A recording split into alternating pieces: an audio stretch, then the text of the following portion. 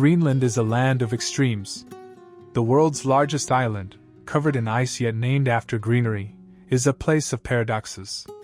With breathtaking landscapes, a rich Inuit heritage, and traditions that may seem unusual to outsiders, this remote Arctic destination is home to one of the most fascinating cultures on Earth. But what truly makes Greenland stand out? From ancient hunting methods to dog sledding traditions, from eating raw whale skin to surviving in one of the harshest climates on the planet, life here is unlike anywhere else.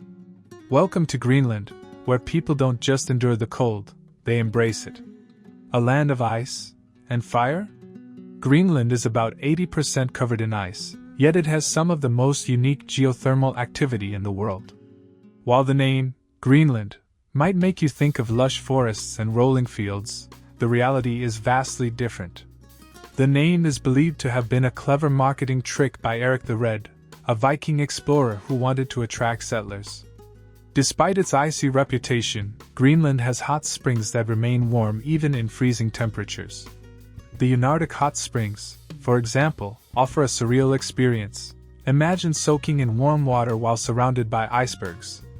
Midnight sun and polar night, the land without time. Greenland experiences some of the most extreme daylight variations on Earth. In summer, the sun never sets, a phenomenon known as the midnight sun. But in winter, the opposite happens, months of darkness, known as the polar night. For locals, this unusual cycle shapes daily life. People adjust their routines based on light availability rather than strict clocks. And while the midnight sun is perfect for adventure seekers, the polar night transforms the sky into a canvas of dancing northern lights, a spectacular show that has inspired legends for centuries. Unusual traditions and survival skills. Life in Greenland is built around survival, and many traditions have been passed down for generations.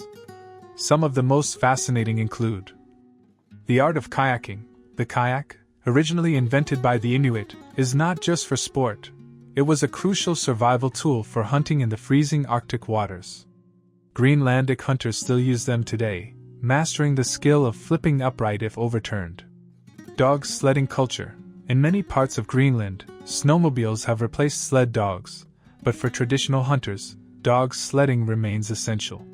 The bond between mushers and their dogs is unbreakable, and commands are often given through whistles and body movements rather than words.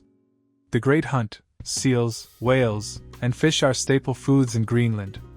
Hunting is not just a means of survival but a way to honor tradition.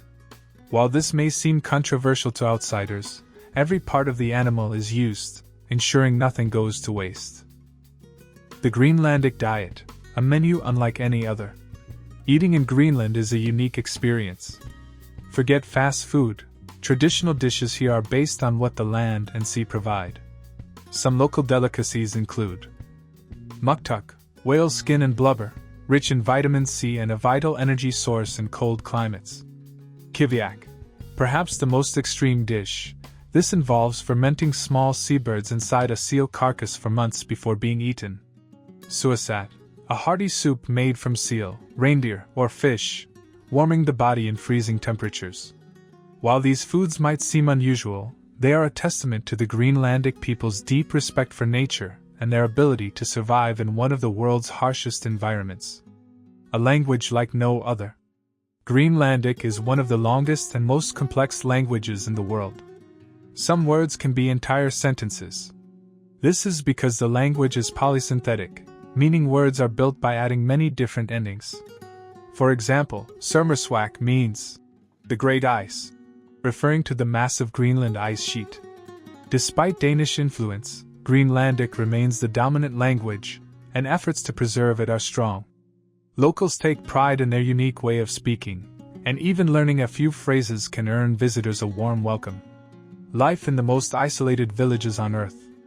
Greenland's population is spread across tiny settlements, some of which are only accessible by boat or helicopter.